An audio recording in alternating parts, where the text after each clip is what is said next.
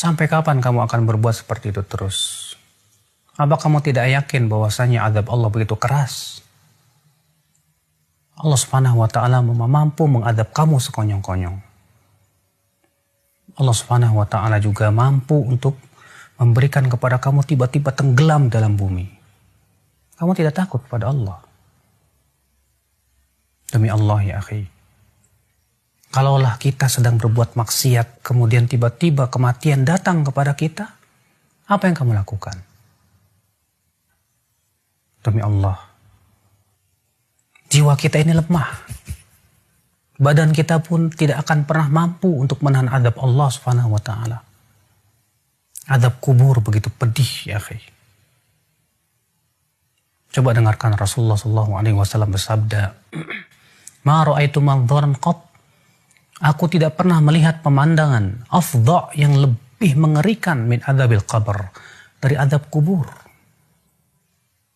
Kamu tidak takut dengan azab kubur? Akhi, sesungguhnya azab kubur itu dan kuburan itu adalah merupakan penentu kehidupan kita. Kamu kira setelah kamu mati, lalu kamu dikuburkan di kuburan, kamu akan tenang hidup begitu? Kamu kira setelah kamu meninggal dunia, itu peristirahatan kamu yang terakhir? Kamu tidak akan ditanya oleh malaikat Munkar dan Nakir? Tidak akan dimintai pertanggungjawaban oleh Allah Subhanahu wa Ta'ala? Tidak, demi Allah. Utsman bin Affan saja dahulu, ketika berziarah kubur, beliau menangis. Ketika ditanya kepada Utsman, "Kenapa hai Utsman, ketika dibacakan kepada kamu surga dan neraka, kamu tidak menangis? Tapi ketika kamu berziarah kubur, kamu menangis?" Utsman berkata, "Kan aku mendengar Rasulullah SAW bersabda, Innal qabra awwalu manazil akhirah." Sesungguhnya kuburan itu adalah persinggahan akhirat yang pertama kali. Faman naja minhu, siapa yang selamat di kuburannya, fama ba'dahu aisar min, maka yang setelahnya lebih mudah dari itu. Faman lam yanju minhu, tapi siapa yang tidak selamat di kuburnya, maka yang setelahnya lebih sulit dari itu. Jangan kamu menganggap remeh azab kubur. Hidup di dunia hanya sebentar. Kamu kira kamu akan hidup selama 1000 tahun di dunia? Kamu kira kamu akan hidup terus menerus? Tidak mungkin.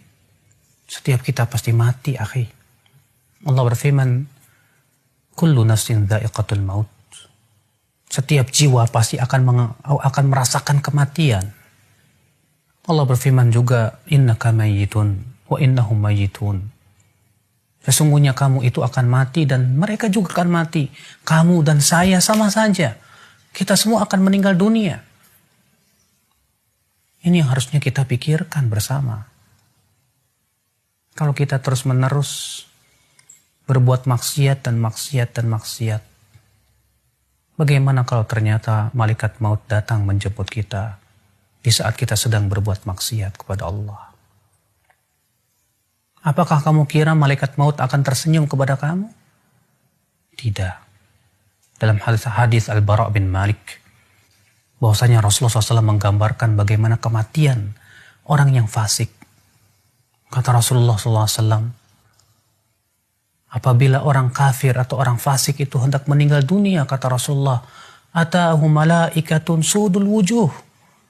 Didatangi malaikat-malaikat yang wajahnya hitam legam. Mereka membawa kain kapan dari api neraka yang baunya sangat tidak enak sekali.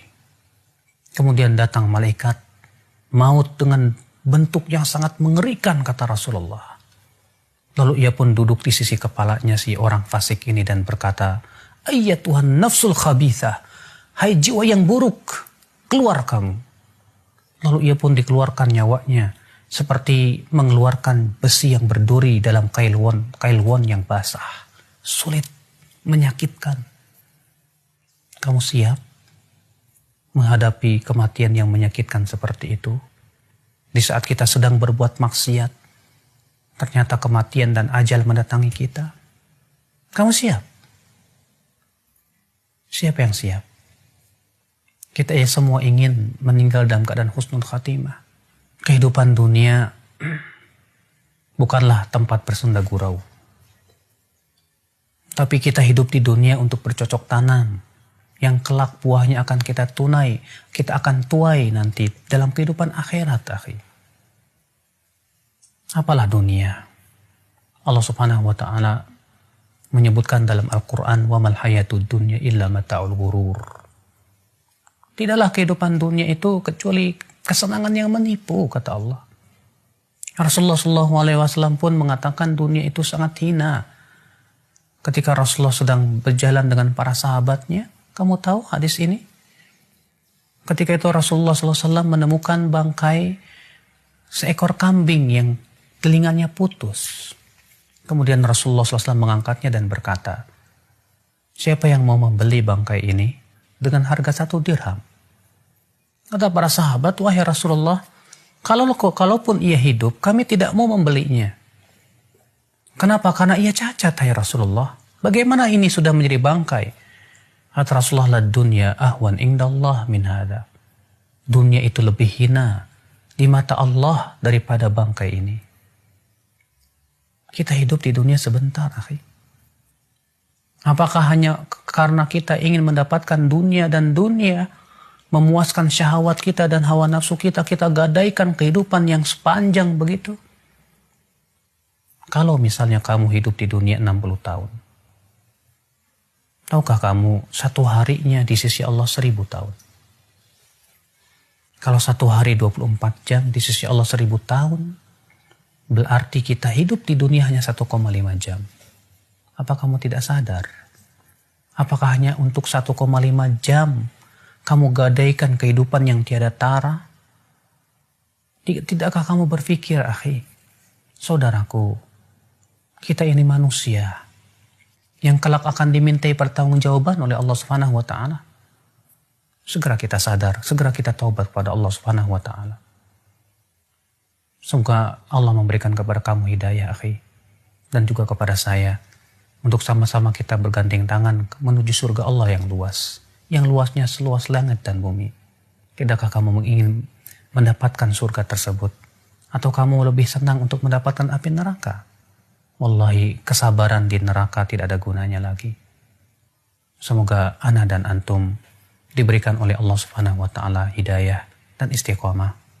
Wabillahi taufiq.